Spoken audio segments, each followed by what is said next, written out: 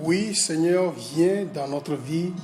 Viens dans la vie d'un frère ce matin. Viens dans la vie d'une sœur ce matin. Nous avons besoin de toi, Seigneur. En commençant une nouvelle semaine, nous avons besoin de toi. Oh Seigneur, viens dans notre vie. Bien-aimés dans le Seigneur, nous vous adressons nos salutations les plus fraternelles ce matin dans le nom puissant de Jésus-Christ. Nous sommes heureux de nous adresser encore à vous ce matin. Et dans la dernière étude que nous avons eue portant sur la vie de Joseph, nous avions parlé de comment Joseph avait échappé à la maltraitance de ses frères. Donc il s'est retrouvé en Égypte et Dieu l'a encore assisté. Et après, nous avons vu comment il avait eu à faire face à un autre défi de taille. Dans le verset 7 de Genèse 39, verset 7, la Bible nous dit, au moment même où Joseph était béni et que Dieu faisait prospérer ses œuvres dans ses mains, après tout cela, il arriva que la femme de son maître porta les yeux sur Joseph et dit, couche avec moi. Donc la femme de son maître, malgré tout ce que cette dernière possédait dans la maison, malgré tout ce qu'elle avait, porta quand même ses regards sur le jeune Joseph, dont le seul objectif était de bien servir son maître, y compris sa patronne. Qu'est-ce qui a bien pu se passer dans la tête de cette femme pour qu'elle en arrive là? Plusieurs raisons peuvent expliquer cette attitude de la femme.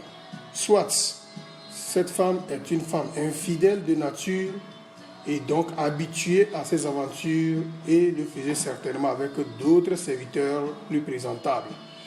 Quand nous lisons dans le livre de Proverbes 7, à partir du verset 6, la Bible dit « J'étais à la fenêtre de ma maison et je regardais à travers mon treillis. » Verset 10, et voici, il fut abordé par une femme ayant la mise d'une prostituée et la ruse dans le cœur. Verset 13, elle le saisit et l'embrassa et d'un air effronté lui dit. Verset 16, j'ai orné mon lit de couverture, de tapis, de fil d'Égypte. Verset 17, j'ai parfumé ma couche de myrrhe, d'aloès et de cinnamome. Verset 18, viens, enivrons-nous d'amour jusqu'au matin, livrons-nous joyeusement à la volupté, car mon mari n'est pas à la maison, il est parti pour un voyage lointain. Voilà donc un comportement des femmes infidèles qui existe, et il en existe aujourd'hui également des femmes même mariées qui se donnent tout de même à d'autres hommes par convoitise ou par cupidité. Et donc cette femme pouvait être une de ces femmes et qui, voyant l'absence de son mari à la maison, donc n'hésita pas à solliciter Joseph pour de telles aventures. Bon, pour d'autres aussi, c'est juste une obsession. Elles sont sous l'emprise d'un esprit malin qui les pousse à de tels actes. Et comme Satan aussi cherchait une occasion pour détruire Joseph, cette femme avec cette disposition était donc la bienvenue. Et donc Satan l'a poussé à cette tentative. Bon, d'autres aussi nous diront que cette femme n'était pas satisfaite par son mari, vu les occupations de ce dernier. Mais quelles que soient les causes ou les raisons, sachant qu'il est formellement interdit à une femme, de façon générale et de surcroît à une femme mariée, de se livrer à de telles tentatives. C'est l'occasion pour nous d'exhorter nos sœurs à la vigilance et nous leur demandons de veiller sur leur cœur, car une petite séduction qui n'est pas traitée dans l'immédiat, mais qui est nourrie par des mauvaises pensées, finissent toujours par pousser à de tels comportements. Et il n'y a pas que des femmes, il y a aussi des hommes que nous qualifierons de voyous, qui n'hésitent pas à faire des avances aux femmes mariées, ignorant les conséquences terribles qui en découlent. Revenons à l'histoire de Joseph. Pour lui, par respect pour son patron et par la crainte qu'il avait pour Dieu, il déclina cette offre de la femme et prit même des mesures nécessaires pour ne pas tomber dans ce piège. Verset 10.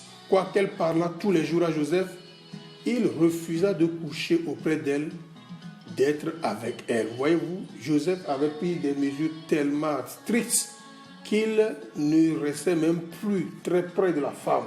Mais malgré cette disposition, la femme poussa sa pression plus loin.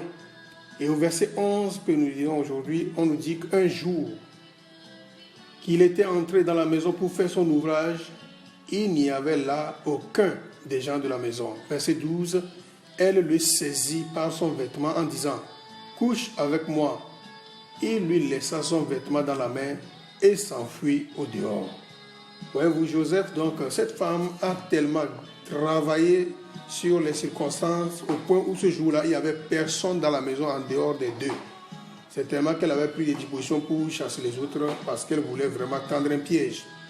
Et comme Joseph était arrivé comme d'habitude pour faire son travail, la Bible nous dit qu'elle le saisit et maintenant voulait forcer le jeune homme à coucher avec elle.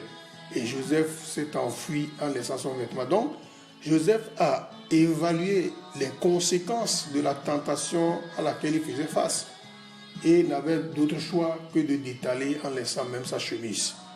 Et ça, c'est un des conseils importants que le Seigneur nous donne dans sa parole. Lorsque nous lisons dans le livre de 1 Corinthiens 6, le verset 18, la Bible dit « Fuyez l'impudicité. Quelque autre péché qu'un homme commette, ce péché est hors du corps.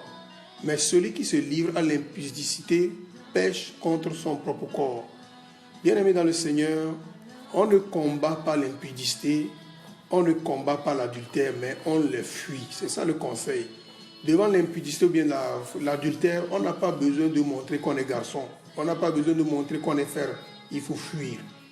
Et vous savez, il ne faut pas se montrer gentil, il ne faut pas se montrer docile ni obéissant quand vous êtes sollicité par quelqu'un pour commettre l'adultère ou l'impudicité.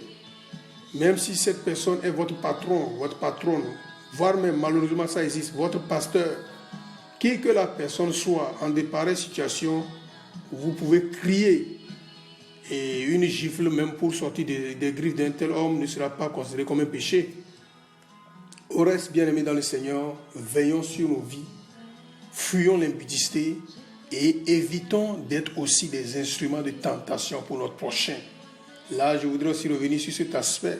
Il y a de ces femmes qui, par leur habillement, constituent elles-mêmes aussi des scandales. Et sur cela, elles provoquent des hommes. Et quand vous êtes dans une situation pareille, ne venez pas crier après que vous avez été tenté.